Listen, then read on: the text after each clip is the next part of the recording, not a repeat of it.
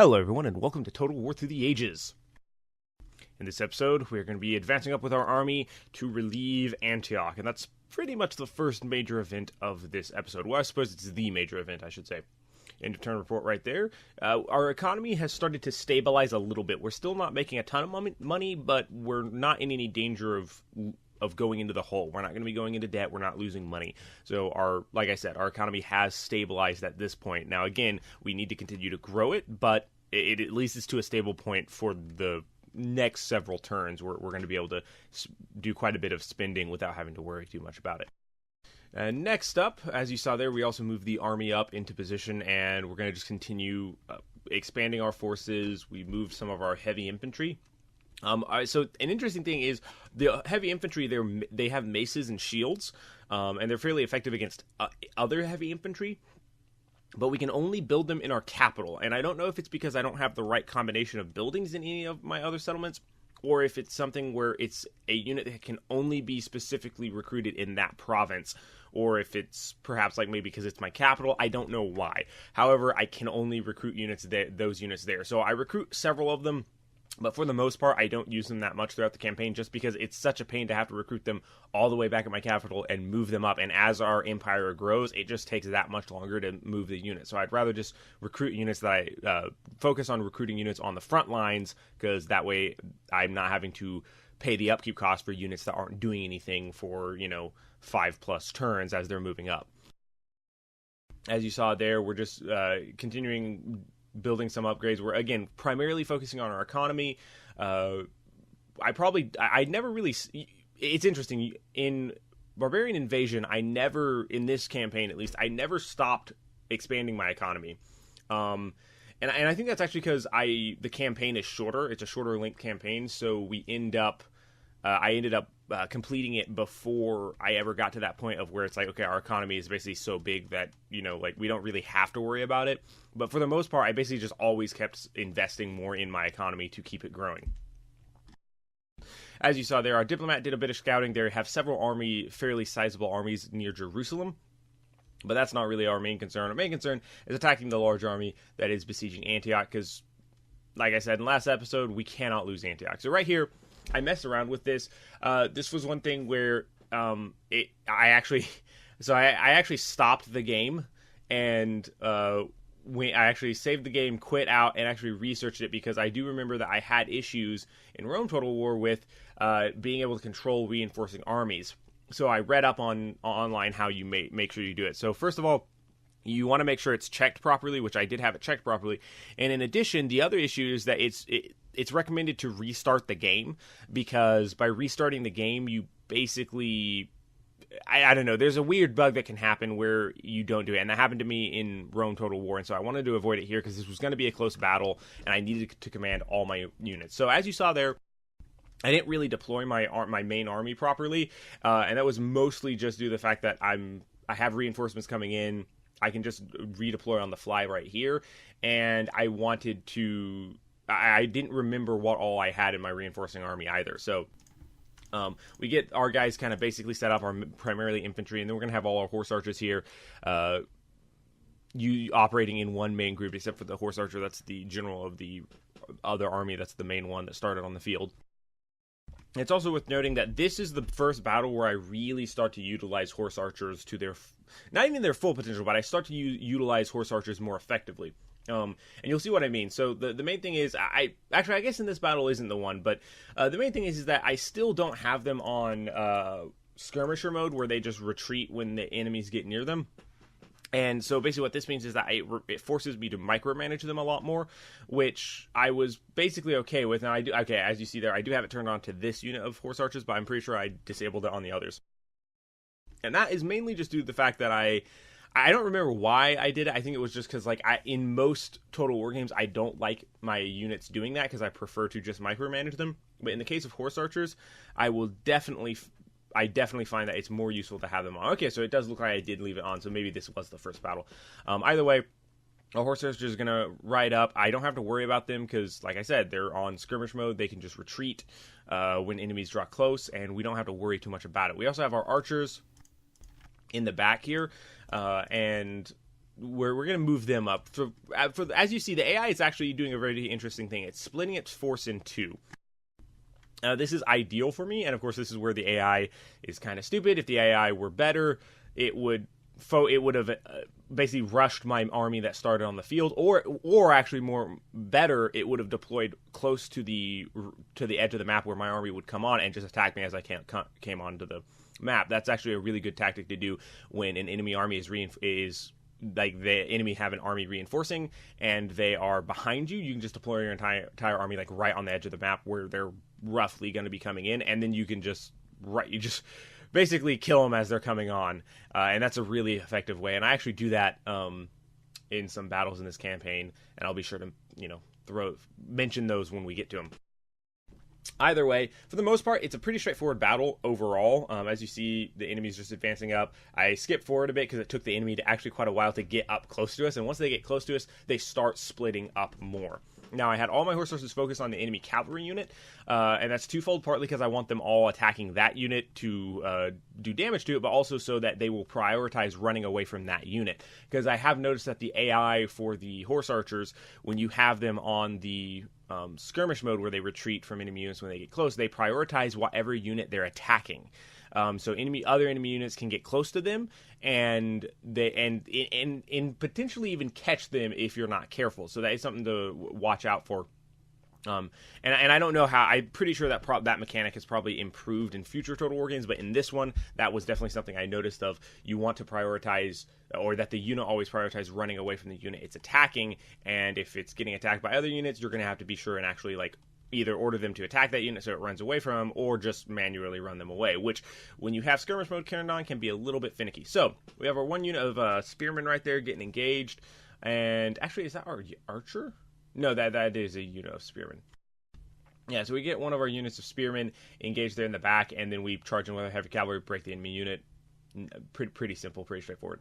Next up, we basically are going to be, at this point, I start turning off some of my horse archers because I want them to be able to, I'm preparing them to charge in.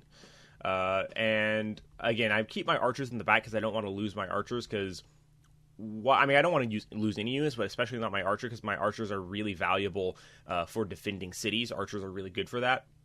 And that's something that took me a long time to realize in Rome Total War, the previous campaign, and I never actually really got the number of archers I should have to actually have utilized them fully. But you will notice in this campaign, I always try and have several units of archers in all my cities to help defend them, because they are really useful. Get some of our heavy cavalry engaged here, unit of spearmen as well.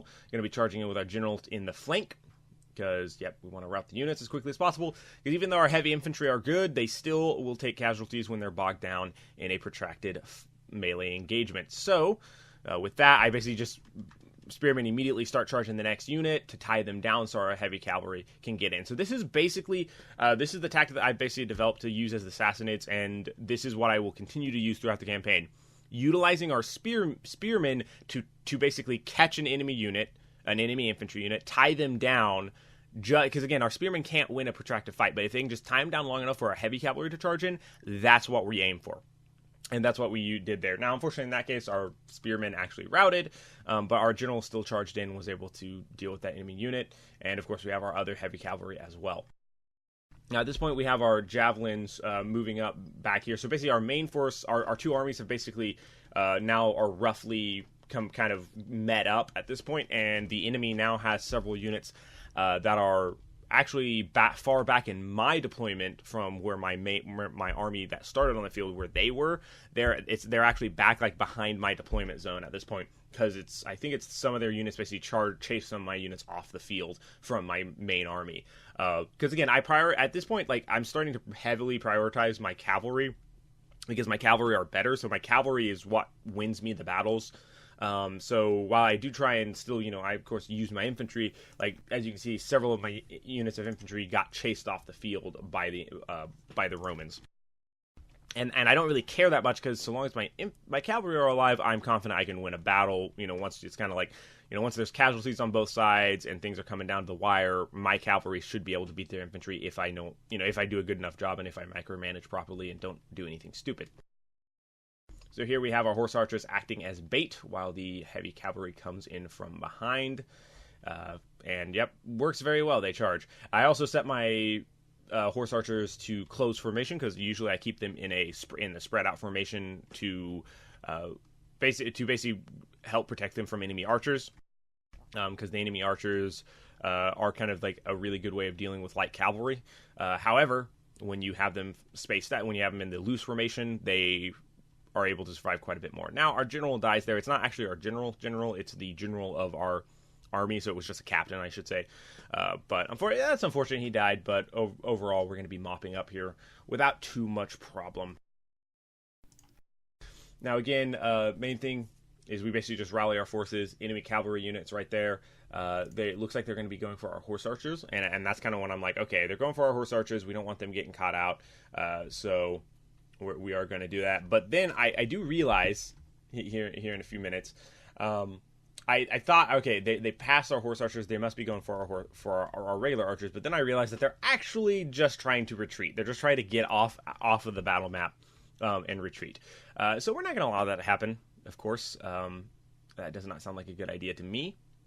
But I think it does actually take me a little bit longer. Like at first, I thought they were still going for our archers, just because based on the trajectory that they're moving on, I thought they were going to be going for the archers. But then I quickly realized, well, actually, they're just going for the edge of the map. And it was at that point that I'm just like, okay, all of our cavalry just charge, catch them, don't let them escape.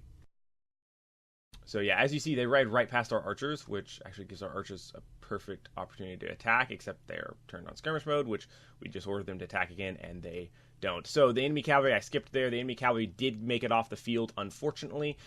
We weren't able to catch them because their cavalry was ahead of ours, so just you can't catch them. They did have one more unit of infantry back here. Our infantry were able to mop them up. Cavalry came in and finished them off. They were already in the process of routing when our guys got there. So then, reinforcing army moves into Antioch, and it's quite a bit better defended. Obviously, like the banner is pretty low, but that's mostly because most of our units are pretty badly damaged. Once we get them retrained and back up to full capacity, we're actually going to have, that's actually a pretty good force to defend there. And so Antioch remains in our hands, which is, again, kind of the main thing. Now, you did see that little bit of red there on the end of turn report. That's because like I said, our economy was stabilized for a little bit, but it's still not quite to the point I want it. So, like I said, still going to try and grow that. Now, I'm not going to focus too much on that. I probably won't be mentioning it anymore until I get to maybe some later episodes where I kind of change some stuff up. But for the most part, just you guys know at this point, I'm going to be continuing to grow my economy. So that's pretty much that. Next up, we do have an army of cavalry en route to the front lines. And this is my cavalry force, which I started working on quite a while, or I guess probably in the last episode of the episode. Yeah, it was the last episode, I think, is when I started to rally them up. I started to train them before that, but just doing more scouting with our diplomat there, and going to be bringing our assassin around. Like I said, I've actually really learned the value of scouting on the campaign map with your agents.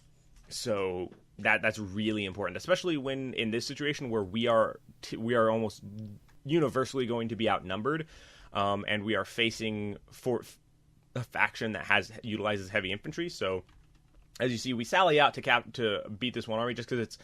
I knew that I'd be able to get back into the city just by beating that one army, so I got back into the city, mostly just because if all three of those armies that they had there combined, that would actually be a big enough force to potentially threaten Antioch. I wouldn't be too worried about them capturing it, but they would at least be able to besiege it, and I'd rather them not besiege it, because that means I can't construct new buildings, therefore my economy is going to stall, and I also can't retrain troops, which means my army production in Antioch is also going to stall.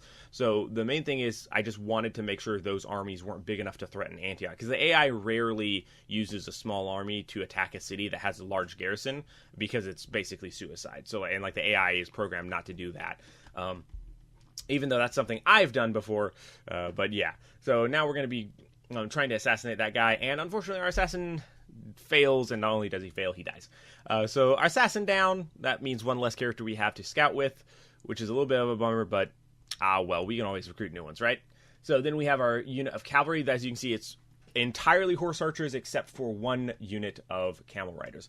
So my goal here is that the unit of cavalry, or the cavalry army, is going to move up and besiege a settlement and start building siege equipment. And then we're going to have a single unit of infantry following up behind them to actually man the siege equipment, like, say, a battering ram or something like that, to basically allow them to actually get into the walls, and then our cavalry can just overwhelm the small force of defenders, because we're only going to be targeting settlements that have, like, a few units for a garrison. So that's the basic strategy, and this is one that works really well. I mean, there are some limitations to it, and I'll get into that a little bit more probably in the next episode or the episode after. So within the next couple episodes, I'll talk more about that kind of strategy of using fast mobile forces or fast mobile armies to attack weakened enemy settlements. It was actually a suggestion I had from one of my commenters back in Rome Total War, and I never really did it in the Rome campaign, but with Assassinates, I figured, hey, we're cavalry. We're a cavalry faction. We're kind of all about hit and run, so we're going to try it. Also, this is a suitable husband, which of course we got because generals are useful, especially because the Assassinates general units are really good. They're heavy cavalry horse archers, so yeah, of course I'm going to take them.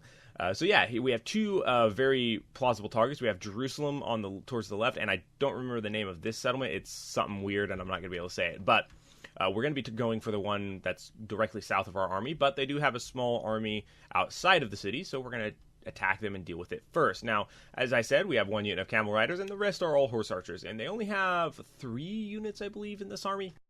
So this is one of those battles where I easily could have auto-resolved without too much trouble, but I wanted to go ahead and play it out, mostly because this was when I was still kind of experimenting with horse archers, and so I was like, okay, this is a basically horse archer entirely made. This is basically an army all of horse archers, so I wanted to experiment a little bit. So I'm editing around a little bit, but what you saw there in the early part is I had basically I divide my army into 3 thirds.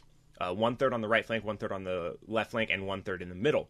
And if I don't have enough to do it evenly, I usually put like one extra unit will be in the middle, which in this case was well, actually no, I guess it did divide up evenly. I had 2 horse archers and the camel rider in the center, and 3 units of horse archers on either flank. So yeah, this is basically a quick rundown of the battle. It was very simple, very straightforward.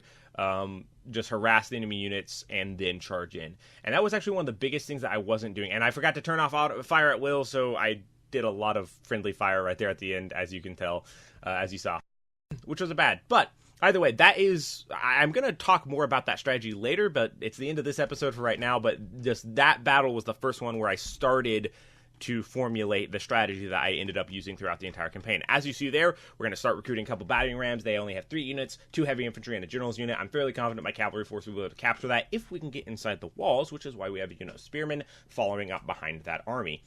Either way, that's all we have for this episode. Thank you all for watching. Be sure to check back for more. And as always, till next time.